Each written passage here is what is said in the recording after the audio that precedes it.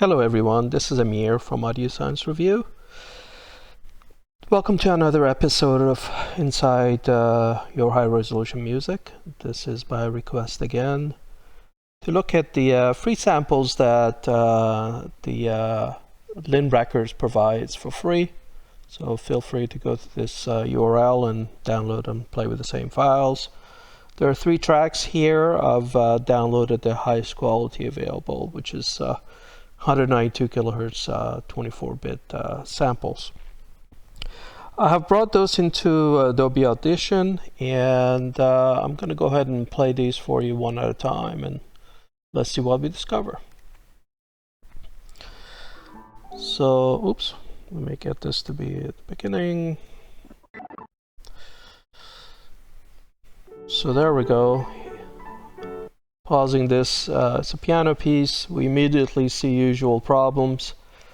These ultrasonic tones are there, 4 of them I count. Interesting enough, the frequency is actually different in different channels. Blue is one channel, red is the other channel. And so they're actually picking up different frequencies rather than the same frequencies. So different problems there. I don't have an explanation for them. Again, they could be CRT monitor scans and other ultrasonic sources in the environment. Other than that, we have a slightly rising noise floor, which is some kind of noise shaping happening. Not much to talk about, but it's there. Playing the track again, we see that piano really doesn't have much of a spectrum as ultrasonics go. I'd say it's about 20 kilohertz to 25 kilohertz. Looking at the heat map, we see that above about this level or so, it's all black, so there's really no spectrum in here.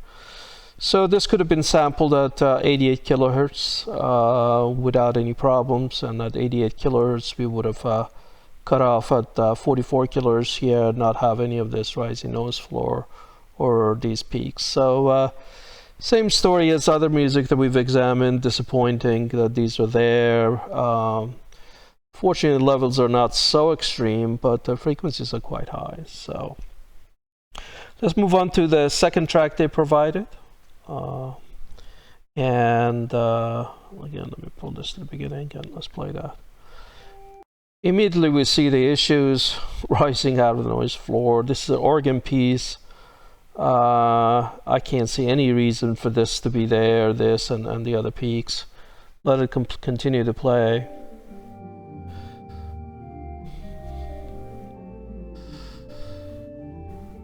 So we see the usual problems, peaks in here. Now at lower frequencies are more bothersome.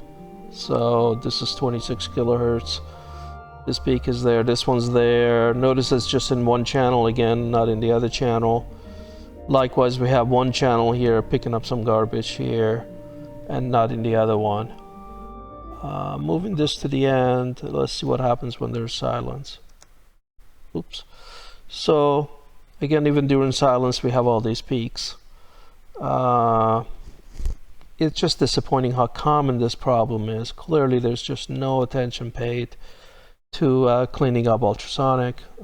People probably just listen to the clips, and if they don't hear something, they go ahead and record and produce this content and ship it to us.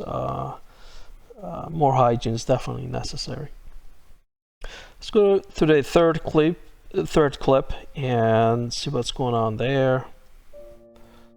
It's quite fascinating here. Check out the scalloping comb filtering type of response that's in here. Got one here, here, and it continues on. I just can't tell you what's causing that unless it's the response of the anti-aliasing filter, and it's actually some of this signal here that's showing up here as a lower amount of lower amplitude and goes on here, but quite unusual. It's not something I've seen in recordings before. So let's continue to play. There's really no doubt that this is all there, and it's not correlated with music. When music comes, it overwhelms it. But as it's there as a background set of tones that keep going on and on. We have our usual rising noise floor also, because of noise shaping. What this southern peak was. Yeah, it looks like there is actually musical information. The microphone has pretty good bandwidth, and it's struggling to push above this noise floor. If this rising noise floor wasn't there and we didn't have this garbage, this is quite a wide bandwidth recording as far as the microphones are concerned. So pulling this all the way to the end, you can see what happens during the silence again. Again, we see all this statically there. So definitely not good. Disappointing on multiple fronts. You know, in addition to the usual peaks that we have, now we have this tons of spectrum over here that scallops up and down. Some of these are awfully close to the audible band. I mean, check out this one. It's right at 20 kilohertz. Even this one might be suspect. So, you know, this is supposed to be silence, and instead we have this all the way down to 14, 15 kilohertz. Something's generating this spray of harmonics. Yeah, thinking about it, this may actually be a switching power supply of some sort, maybe powering some amplifier, something in the signal path that's generating all this. It could also even be their lighting system, actually, thinking about it out loud. Could be some kind of switching power supply that's powering LED lights of the sort that's generating all of this noise. Definitely wouldn't call this high resolution music. So have these offered as a sample of what high resolution music could provide is disappointing. Subjectively, none of this sounds like it needs high resolution piano music and vocals, and organ wouldn't be my choice of something that needs ultra high spectrum. I know there's some arguments about timing, resolution, and what have you. We'll leave that to future episode. But again, disappointing. For samples, I expect to see pristine and clean